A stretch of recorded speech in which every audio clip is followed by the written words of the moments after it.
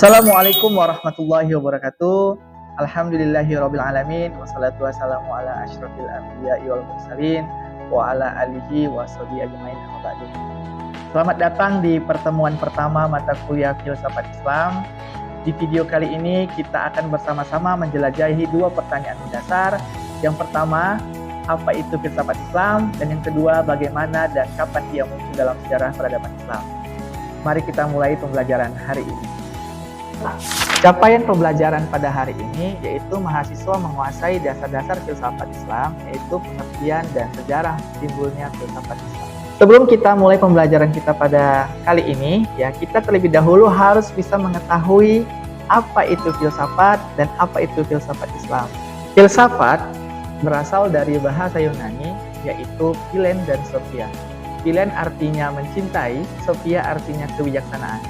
Jadi, filsafat adalah pemikiran yang bersifat rasional, sistematis, radikal, dan universal. Selanjutnya, filsafat Islam secara umum adalah pemikiran yang bersifat rasional, sistematis, radikal, dan universal mengenai hakikat keislaman. Sedangkan secara khusus adalah pokok-pokok atau dasar-dasar pemikiran yang dikemukakan oleh para filsuf Islam. Adapun karakteristik dari filsafat Islam, yang pertama adalah berbasis pada akal dan wahyu. Yang kedua, muncul dalam peradaban Islam, baik di wilayah Arab, Persia maupun Andalusia. Yang ketiga, bersifat dialogis. Dan yang keempat, filsafat Islam bertujuan untuk menjelaskan realitas dan makna hidup secara rasional. Selanjutnya, bagaimana sejarah munculnya filsafat Islam? Filsafat Islam muncul sebagai bagian dari proses perkembangan intelektual umat Islam, khususnya sejak abad ke-8 Masehi. Kemudian filsafat Islam ini lahir ketika umat Islam mengalami pertemuan dengan tradisi intelektual non-Arab, terutama filsafat Yunani, Persia, dan India, melalui kegiatan penerjemahan besar-besaran di era kekhalifahan Abbasiyah. Panjang sejarah perkembangannya, filsafat Islam ini melalui 3 periode. Yang pertama, periode penerjemahan yang terjadi pada abad ke-8 sampai ke-10 Masehi. Periode ini merupakan fase awal lahirnya filsafat dalam dunia Islam, dimulai pada masa pemerintahan dinasti Abbasiyah, terutama di bawah kepemimpinan Khalifah Al-Ma'mun. Pada saat itu, umat Islam menunjukkan minat besar terhadap ilmu pengetahuan dari peradaban lain. Melalui lembaga Bait Al-Hikmah, yaitu rumah kebijaksanaan di Baghdad, berbagai karya filsuf Yunani seperti Plato, Aristoteles itu diterjemahkan ke dalam bahasa Arab. Yang kedua, periode integrasi yang terjadi pada abad ke-10 sampai ke-12 Masehi. Setelah fase penerjemahan, filsafat Islam ini berkembang menjadi sebuah sistem pemikiran yang lebih matang dan mandiri. Pada periode ini, filsuf Muslim tidak hanya mengomentari atau menyerap pemikiran Yunani, tetapi mulai mengintegrasikan filsafat dengan ajaran Islam secara sistematis. Para filsuf mulai membahas tema-tema penting seperti tentang wujud, akal, jiwa, kenabian, dan etika dalam kerangka filsafat yang harmonis dengan keimanan Islam. Yang ketiga, periode kritik yang terjadi pada abad 11 Masehi sampai 12 Masehi. Dominasi rasionalisme dalam filsafat Islam kemudian menghadapi kritik tajam pada saat itu, terutama dari kalangan teolog dan sufi. Kritik yang paling terkenal datang dari filsuf Islam yaitu Al-Ghazali, di mana seorang ulama besar dalam bidang teologi dan tasawuf. Dalam karyanya, Tahafut Al-Falasifah, yaitu keracuan pada filosof, Al-Ghazali menilai bahwa beberapa pandangan filsuf seperti Ibnu Sina dan Al-Farabi itu bertentangan dengan prinsip dasar-dasar akidah Islam.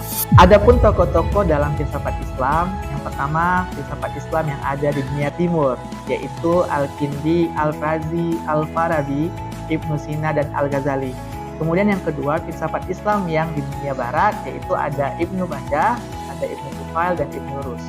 Filsafat Islam memberikan kontribusi terhadap dunia ilmu pengetahuan maupun peradaban.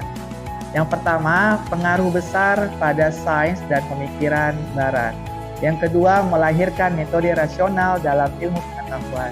Yang ketiga, menjadi jembatan antara peradaban timur dan peradaban barat. Selanjutnya, apa sih perbedaan yang mendasar antara filsafat Islam dengan filsafat Yunani? Dapat kita lihat, filsafat Islam ini memiliki perbedaan yang mendasar dengan filsafat Yunani. terutama dari segi orientasi dan fondasi nilai. Filsafat Yunani bertumpu pada akal sebagai otoritas tunggal, sedangkan filsafat Islam tetap menjadikan wahyu sebagai fondasi utama dan akal sebagai alat bantu untuk memahami kebenaran. Kemudian, filsafat Islam ini hadir bukan untuk menggantikan agama, melainkan untuk memperkuat dan memperdalam pemahaman keagamaan secara rasional. Karena itu, pertentangan antara akal dan wahyu pada dasarnya tidak perlu terjadi, ya, sebab keduanya itu berasal dari sumber yang sama, yaitu dari Tuhan. Jika terjadi kesan pertentangan, maka bisa jadi karena pemahaman wahyu itu sendiri yang belum mendalam atau penggunaan akal yang tidak tepat arah. Inilah keunikan filsafat Islam, di mana ia membentuk suatu tradisi berpikir kritis yang tidak lepas dari nilai-nilai spiritual dan etis Islam. Dan ini menjadi bekal penting bagi kita, terutama dalam menghadapi tantangan berpikir modern yang sering memisahkan antara iman dan nalar. Demikianlah pembelajaran singkat kita menelusuri jejak awal filsafat Islam, dari pengertian hingga sejarah kemunculannya.